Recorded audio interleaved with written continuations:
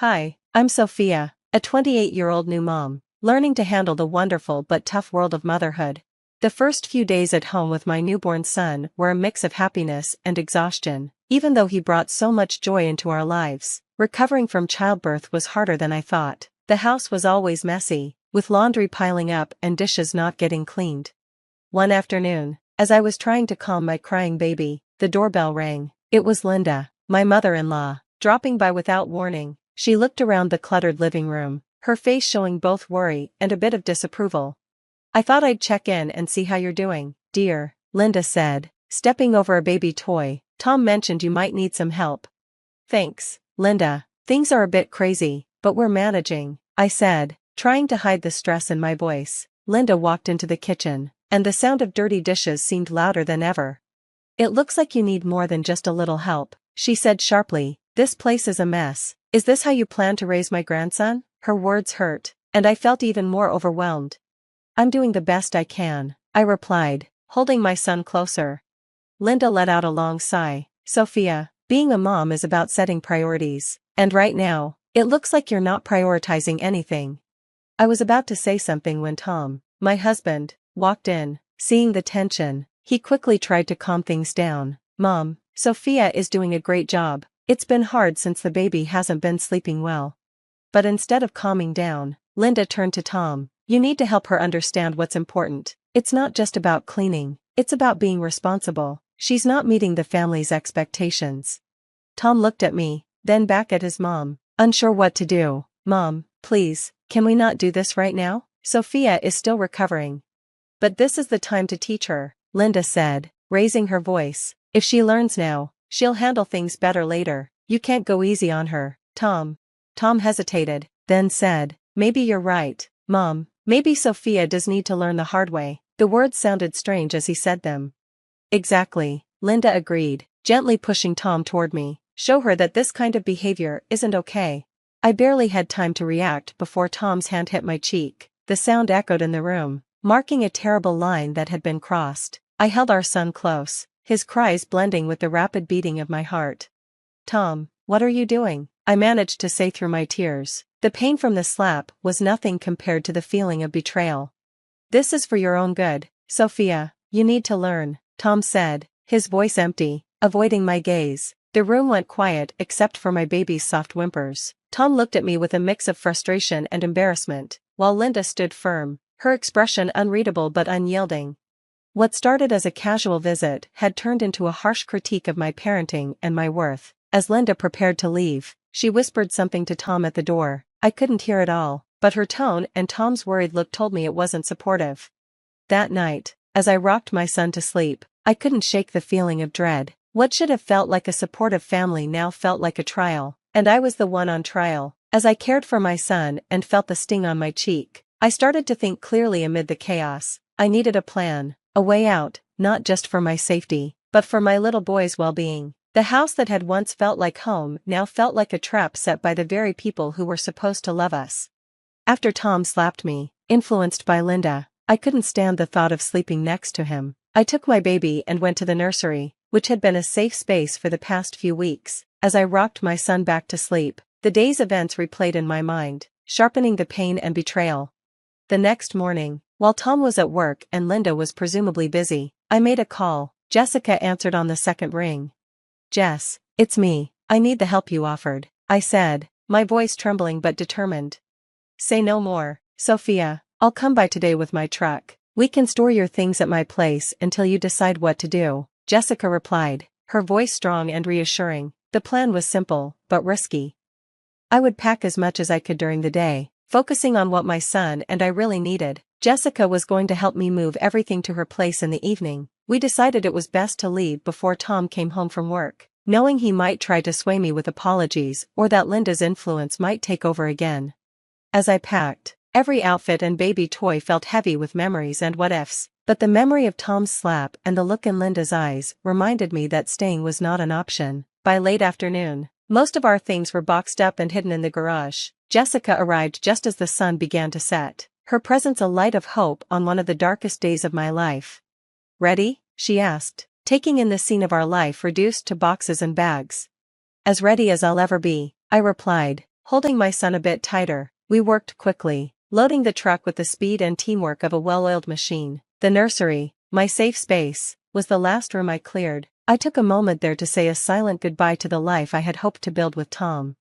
As we drove away from the house, I watched it fade in the rearview mirror, a chapter closing with a heavy but hopeful heart. My baby slept quietly in his seat, unaware of the change, but finally safe. This was the first night of our new life, one where fear and manipulation would no longer have power.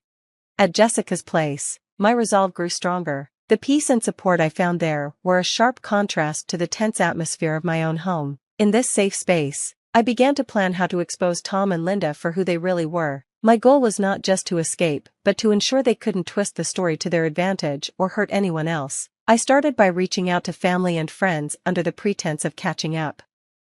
I quietly recorded any mentions of Linda's behavior and Tom's unusual obedience to her. Some family members were cautious, but many didn't realize how much control Linda had. Over the weeks, these pieces of evidence started to create a clearer picture. I collected text messages, voicemails, and recorded calls. I even got a damaging video of Linda coaching Tom on how to handle me, showing it was more about control than concern.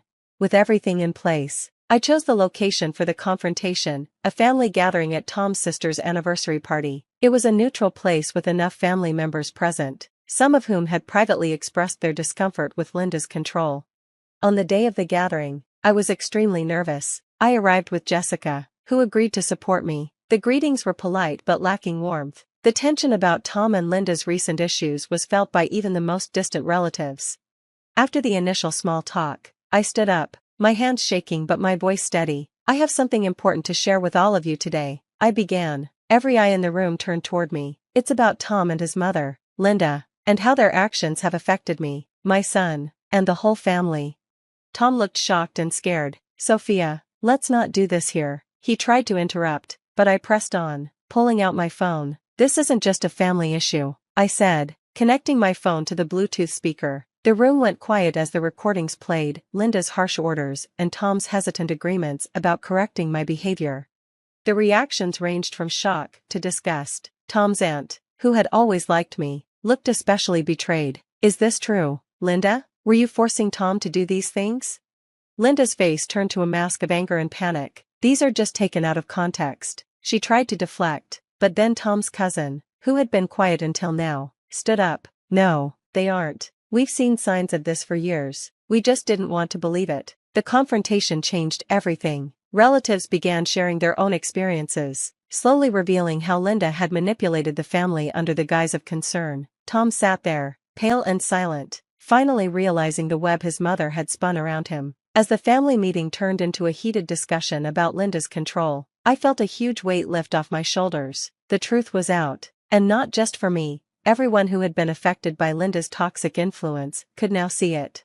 The evening ended with promises of support for me and my son, and a clear message to Linda that her control was no longer welcome. After the confrontation, everyone was left with a quiet, somber realization. Tom's family, long under Linda's sway, now saw her manipulations for what they were. The shock was clear, and everyone felt uncomfortable as they came to terms with how deeply Linda's influence had affected their lives.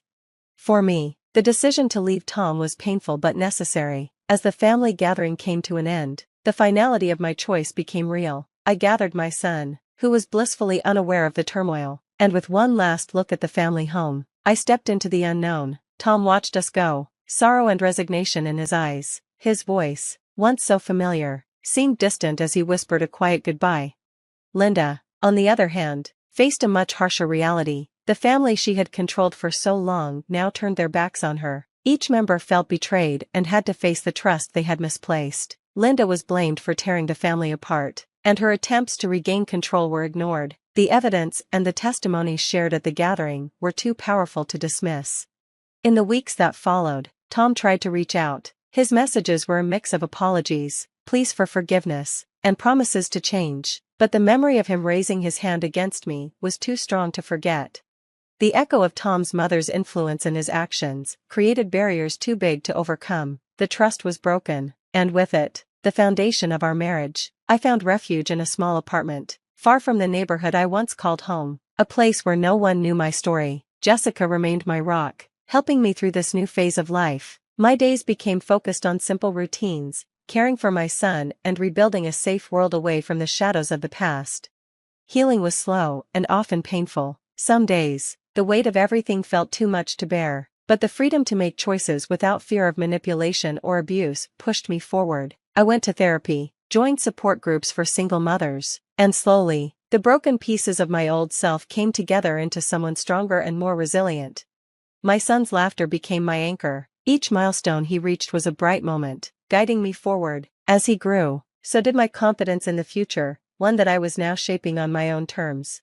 Months passed, and one evening, as I put my son to bed in our cozy apartment filled with drawings and toys, I reflected on the journey. The pain of the past was still there, but it was overshadowed by the light of new beginnings. The support of friends and my son's unconditional love had created a safety net that caught me on difficult days. Sitting down with a cup of tea, I finally felt ready to share my story. I started a blog, a place to talk about my experiences and connect with others who might be dealing with manipulation or abuse. With each post, I stepped further away from being a victim and closer to becoming an advocate. As our story of resilience comes to a close, I want to leave you with a question. Do you think it's possible to fully break free from manipulative family dynamics, or do the shadows of those relationships follow us forever? Share your thoughts and experiences in the comments below. If this story moved you, please like this video and subscribe to the channel for more content on real-life issues. Your engagement helps us bring more stories like this to light. Thank you for watching, and let's keep the conversation going.